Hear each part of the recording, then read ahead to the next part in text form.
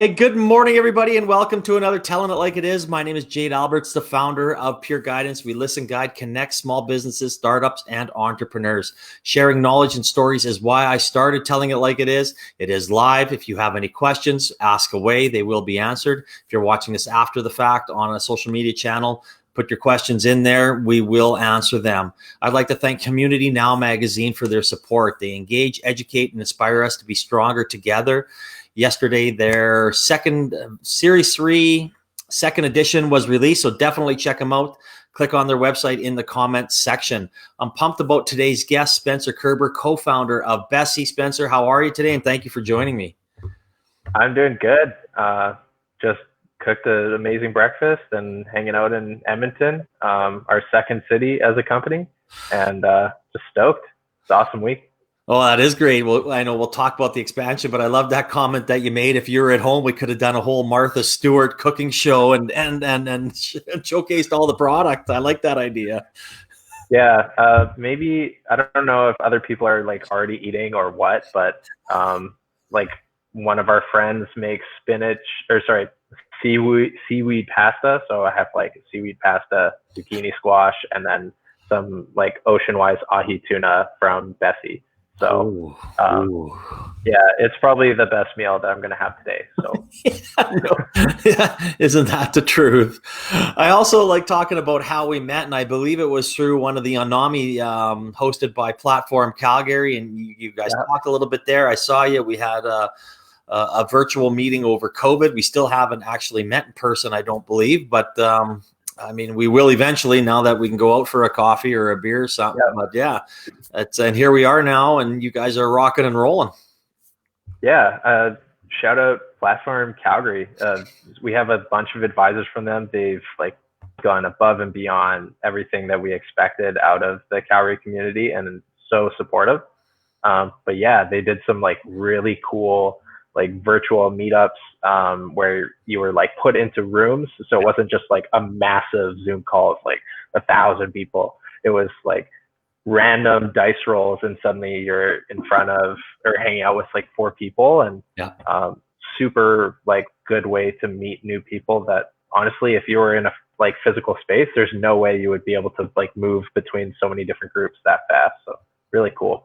Oh, absolutely. No, it was definitely, it was really neat. I didn't really like I guess, I can't remember which one they used, but in the end, it was still a good, the Zoom breakout I enjoyed better than that other one we went to, but I can't remember what it was, but sorry, go ahead.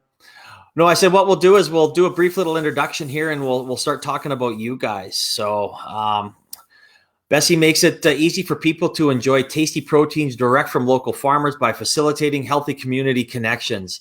Bessie is a proteins logistics platform that matches farmers and people together to deliver great food, better food at a great value. So I know you have your 3 co-founders, yourself, Alex, and Shanika, came up with this idea at university. So how did this just didn't pop into your head, or how did this come to fruition? Well, I'd say the first thing is that like all of us really cared about food and how that like looked was different for each of us. So for me, it was actually like I was working at IBM and I was trying to find ways to just invite people over and have everyone like just chill. Like I don't want to play a drinking game. I don't want to do some like crazy event. How can I make this just fun but not like crazy? And then I made it crazy. I basically was like, oh, we're gonna have like a barbecue night, or we're gonna have like Korean Buddha jjigae night, and just like pick a cuisine. And I asked all of my friends to come with me to the grocery store to buy everything that was needed, and then to cook it together. And there was often a cuisine that no one like really had expertise in. And so suddenly I was getting to the point where I had like 18 people in a 1-bedroom apartment, all trying to cook like a meal together, like peeling potatoes on the floor into the garbage, and like 3 people like trying to use the stovetop at the same time, and like 2 people washing dishes. It was crazy. probably should have had like been shut down by the AHS or something. But that like love of food, it really got me rolling, because I personally, from my work, whether it was in like tech at IBM or just like in my side kind of interests, was always looking into like logistics and communication and how people actually like move info and like product and other things from one place to another, and how does it get facilitated in different ways. So like kind of just like an abstract, like, oh, I like reading about this type of stuff. And then, oh, I like having like almost 20 people in a 1-bedroom apartment cooking together. And then realizing, you know what? I don't actually myself actively engage with the food community that is in Alberta very well. And Alberta is famous for a lot of things. Like obviously beef is really big. Stuff like canola like changed the whole industry of like cooking oil, and that's from Canada as well. And so I kind of took it on myself. It's like, you know what, I need to be like more present if I care about sustainability and environmentalism like I do, and supporting my like local neighbors, then I should be participating in this space. But why not? And for me, I always felt like, oh, this like these organic products or these local products or the farmers market, it's good, but it's for someone else, and it's too expensive, and maybe one day. And so then I took those assumptions, I threw them out, and I went and started talking to people. I chatted with a farmer and decided, you know what, like, you would rather sell directly to people. What are all the things that you do normally to do that? Okay, maybe like, can I just kind of work for you for free and help sell your product? And so that's kind of where Bessie started, is like one cattle rancher, and they were trying to sell like direct. It's not a new concept, like people do it all over the place. Yeah. But for me, it was like, okay, if I can help this one person sell more beef, I will be happy. But my goal here is, how can I make it possible so that all of these farmers that want to go direct have some like tool that they can use that lets them go direct, lets them sell directly. So started looking at the farm, and then eventually, as like I brought in my 2 co-founders and built up more and more, we were able to start scaling some of those solutions and automating different processes, so that our end customer, they're still getting like an amazing product. The price point has like stayed the same for the last year. We're not trying to mark up or like gouge anyone. We're trying to get them the best possible thing at an accessible price point, but we're still paying that farmer a premium over what they would get from like the big players. And that's what we're here to do. And hopefully we can keep growing that like model out to more and more suppliers, more and more customers, and hopefully a couple provinces at the minimum. Well, that's interesting. I know when we were buying our beef with Nathan's, I had about 7 years of beef prices on a spreadsheet going back, right? There was nothing automated there. It was me automating it. But so you're saying, do you use that concept? I think that's really interesting, that you pay a premium over what that beef cost, or beef based on the beef prices of the day for to the farmer. Yeah, originally we had certain calculators that would like look at the beef prices and then figure out like an average flattened rate and then add a premium. And what we've moved to since is, because we know that our customers can buy it at this point, then we work with a farmer to give them like the same amount every time, because we're not working on a commodity market anymore. No, we're exactly. working with natural products. These natural products, when they sell to like the Cargills and JBSs and these massive firms, they don't actually get the profit or the margin that they deserve. They get paid as if they're like the average. Yes. No, I think that's great. I know, especially on that end, the farmers would really appreciate that, because again, they're getting more into their pocket, and in an end, it helps them. They can buy more, they can get more stuff, they can buy more cattle, whatever it may be. So that's a great step. I love that you've actually taken the commodity out of there. I think that's very important. And I know we have a discussion beforehand, and I never even thought about actually bringing that up. Yeah. So, but I mean, everybody right now is talking about supporting local, be local, whether it's Calgary, Edmonton, even across Canada. I mean, but you've already been doing that. Was it hard to find local farmers? I mean, you kind of touched on this to fit your vision. Yeah. It's not, everyone knows a farmer, like, or knows someone who knows a farmer, right? And like for the most part, like all of these people are really good people. So it's like almost overwhelming when you get into it, because there are a ton of farms that are like growing product, and they are our neighbors. But for someone like Bessie, we're small, we're not like Costco. So it's hard for us to work with everyone, especially right at the beginning. And what that means is we needed to find farmers that really understood what we were going to do, because at the beginning, maybe we were only like helping them sell one animal at a time. And that could take like a month, could take 2 months. And so having that patience from both sides of like, okay, Bessie's going to come work with this farm, and we're not charging the farmer anything to do this. We're like helping them sell their product for a higher price than what they would get. And we're helping that customer get that product for a lower price than what they would pay for at a like organic market or at the meat counter or a butcher shop. And to do that, it's really, really challenging. And so having the right partnership, having the right farm is absolutely critical. And we've been lucky enough that through like a mix of like taste testing, probably over like in the hundreds of steaks, and like add in your chicken and your seafood and pork, we've been really lucky to like find the good pockets where we've got a product and a farm that is natural. They taste great. So we're not just buying something that's natural or organic, and then even if it's dry or it doesn't taste perfect, selling it.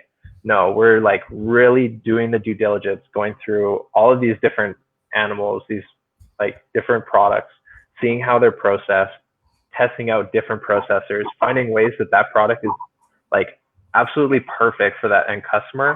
And yes, sometimes like it's natural. So when you have a natural animal, you have natural shapes and sizes. It's not going to be like a cookie cutter, but the quality of that taste and the texture has got to be premium for us. And so that took a lot of time.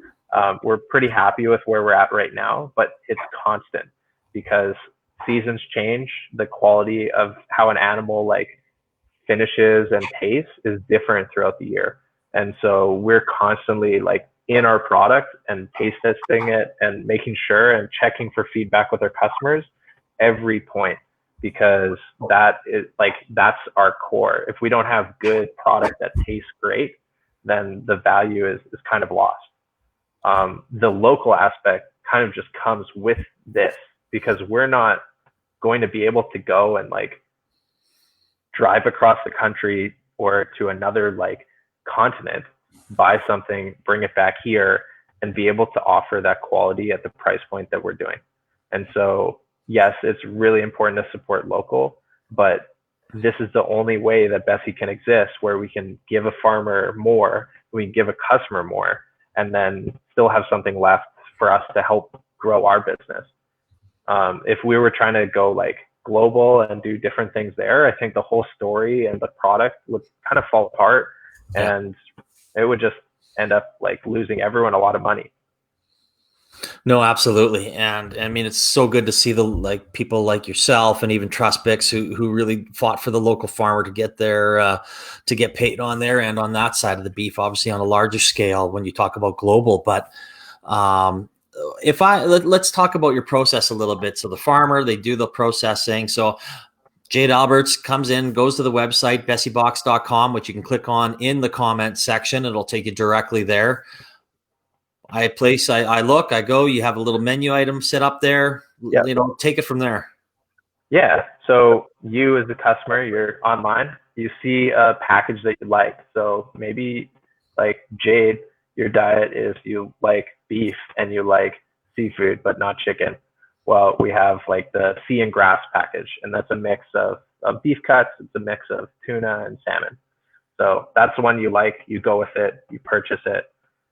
You pick the size for your family, whether it's like small or large, or we have other options on the site. And then after that purchase, you get a text message from the phone number you put in during the purchase. And the text message just says like, hey, like our next available delivery is this time. Would you like that time or no? You say no, you get a couple more options into your phone, and you say, okay, I like it's Wednesday. I want Thursday. I want tomorrow. Great. You say Thursday, you get a text that says, hey, congrats, or like, thank you. We'll see you Thursday, 5 to 8 p.m. We're excited. And then on that day of delivery, you get a reminder. You'll get a tighter delivery window because Bessie actually like hand delivers all of our orders through our team. We're not putting this like really awesome natural product on a truck and trusting that it won't like thaw and spoil when it's sitting in some like shipping like warehouse and then transported across trucks, and then some delivery driver, it's like you're watching the tracker and it's like it will be delivered by 9 p.m. tomorrow, maybe. Oh, actually in a week. And then you get rotting meat on your doorstep. That would be awful. So like Bessie does not do that. Also, that whole thing that I just described right there is really expensive. And so instead, Bessie really wants to make sure that our customers are paying and the value is going towards the meat and not for that delivery. Nice. And so we hired like a bunch of our friends, a couple family members that have been laid off, and we pay them like quite well. And they hand deliver all of those orders across like Calgary, into condos, into like the suburbs, into even some rural areas around the different municipalities of Calgary and Edmonton. And then that hand delivery comes in a bag. It's thermal like protected. It's packed full of meat, and it has a little slip inside that says thank you and has all the different things that you're getting. So that's kind of the experience for the customer. For the farm, we're working like in longer periods of time where we kind of watch the inventory levels in different cities, and then we make sure like, okay, we're going to need more of this. And we set up recurring like purchases with the farms to make sure that those inventories are balanced. And we also work with them heavily on product quality, on packaging quality, and making sure like, oh, we noticed this on the past shipment. Like, what are we seeing in the animals? How are they marbling differently right now? This cut is slightly different size. Like, are we able to butcher it in a different way that fits better for what a customer is looking for? So we do all of that behind the scenes with our suppliers. No, that's great. So now you launched in Calgary, and just recently you've moved into Edmonton. So how's that expansion gone? Yeah, I don't think I may have said it before, but I'm in Edmonton right now this week, and a lot of weeks. So our team is working between two cities at the same time, which is super fun, challenging, but I think everyone is remote now, so it's not even that difficult. But Edmonton rocks. I'm really enjoying the city. I've lived in Alberta my whole life. I've worked like across the province in Edmonton, Fort Mac, Cold Lake, Calgary. And I didn't really get to experience Edmonton to like the joy that I am right now. Yeah. There's like so many mysteries across the whole city that I'm trying to like take an unguided approach to it, and just like as I'm delivering and working with different people across, just stopping and like enjoying different things. And so like I can't say enough as someone in Calgary that was like raised like go Flames go and like boo Oilers. It's a gorgeous city. The people are incredible. I know everyone says that about every city, but I've found that Edmonton has got like a very specific piece to it that is different than Calgary and is very enjoyable in certain ways. And it's like so rewarding to be able to meet new customers and learn more about a city at the same time. And I feel like it's just like the most fun thing that I've been able to do this last half year. No, that's awesome. That's great. Well, speaking of obviously in Calgary, you're rocking, you're rolling. You move out to Edmonton. What's next for Bessie? Are you going to go to other cities, or are you going to just try and just master Alberta, or what are you going to do? Yeah, I think there's like the simple answer is we're not mastering Alberta yet. Like we still have a lot of work to do.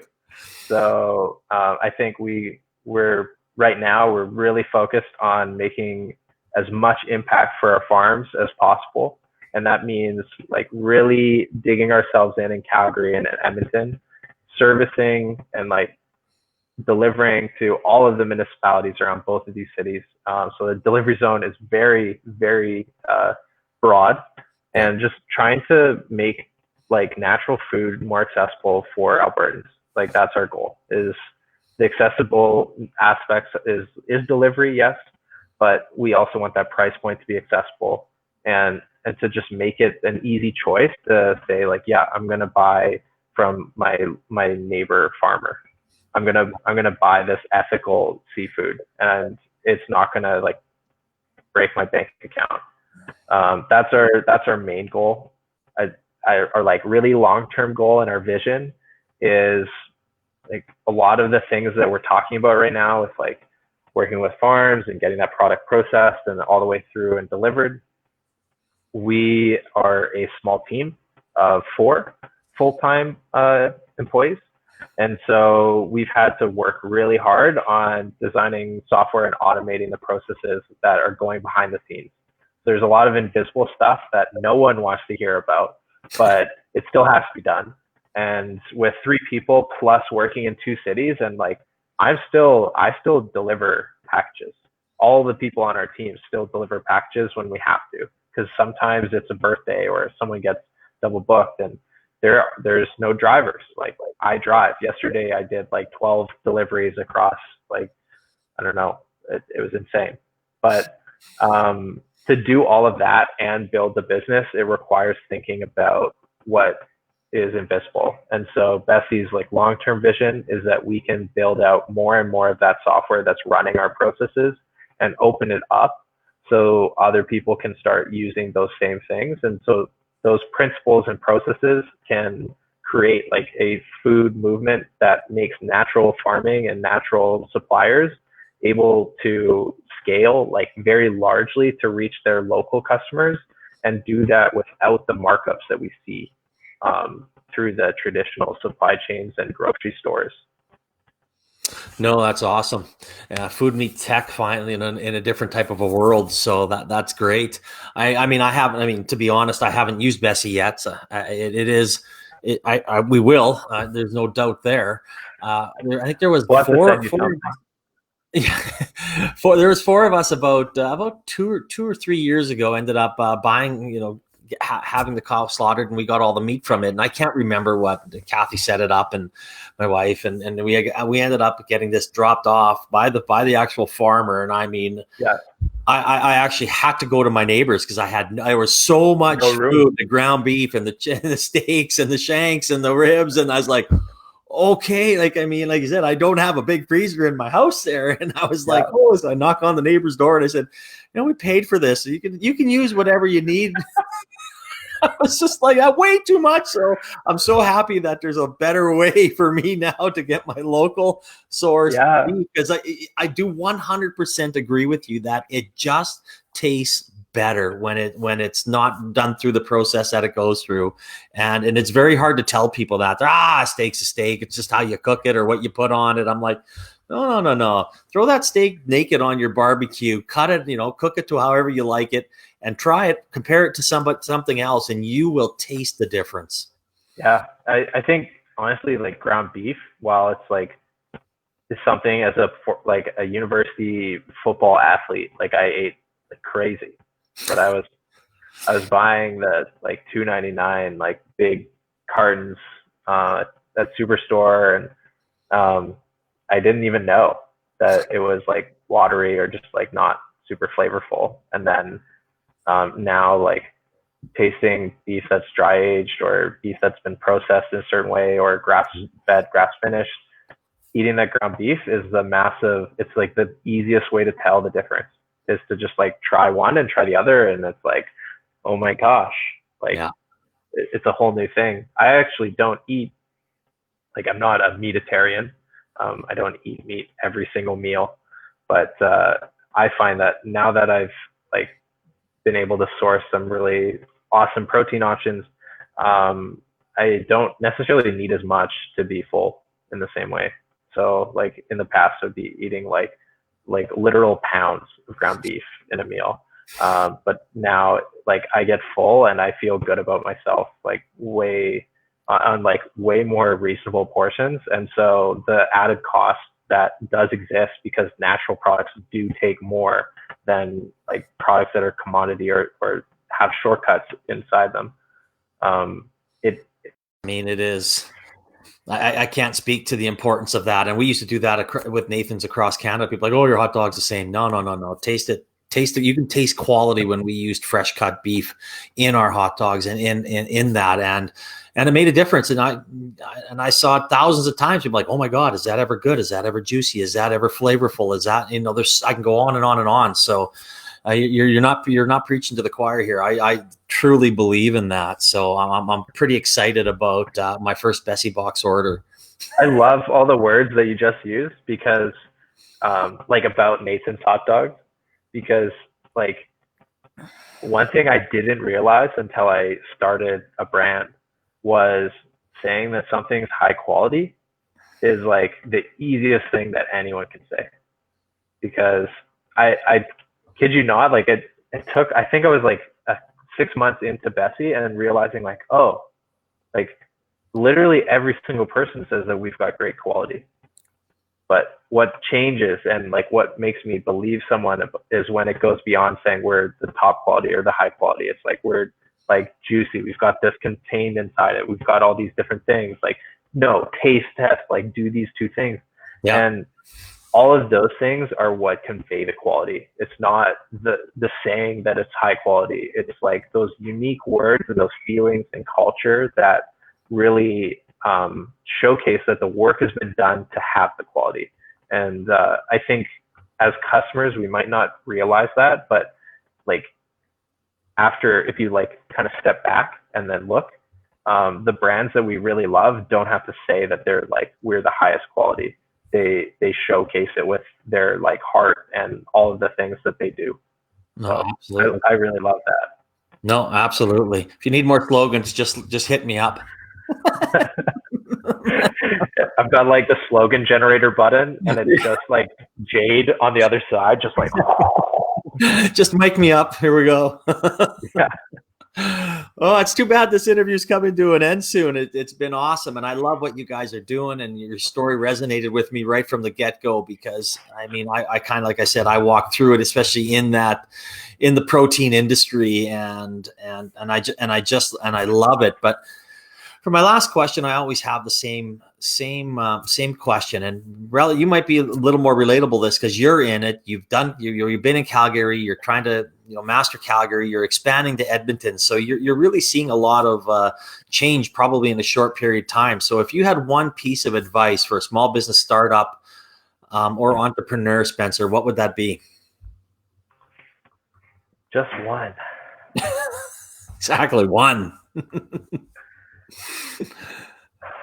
Well, there's so many functional things that I cannot pick a functional thing where it's like you must do this one piece and you will be successful.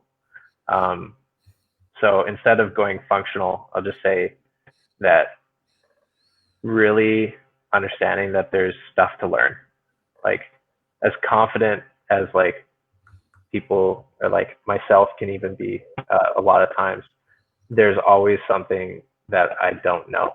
And so asking customers, asking advisors, asking suppliers, those things have to keep happening, because as soon as something is like solved and comfortable, there's probably a different dynamic of like understanding that could be reached. And so my like advice for anyone is just like keep like learning and have that like open mind, open heart to just accept that there's improvement to be had. It's not bad. It's just how things go. And so what's something like all of the work that you do as like a small business or startup, and you feel like finally, like I can be proud about this. Yes, be proud, but know that like it's not your character, or it's not your company that is being criticized when you learn something new. It's just like, that's just part of it. And so that's my piece of advice, is just like have that openness to keep asking, be very active about asking and learning, and then just not take it personally. Like this is part of the journey, is like, oh, a bad review or like a disappointed supplier. Like, yeah, it's not fun, but that's going to make you better, like another step down the road. Oh, absolutely. I mean, getting that honest feedback from people is priceless in moving your company forward, whether it's food, tech, it don't matter. I mean, you need that feedback. And as you said, if you don't listen to it, you're probably not going to be around for long. Yeah. Well, that was awesome. Spencer, thank you so much for coming on, telling it like it is today, sharing the Bessie Box story for anybody that wants to go to their website. It is in the comments section, bessiebox.com. Just click on it. Away you go. Order some up. And whether you're in the Calgary region or Edmonton region, they'll be able to deliver it right to you. So again, Spencer, thank you again. And I hope you enjoy your week.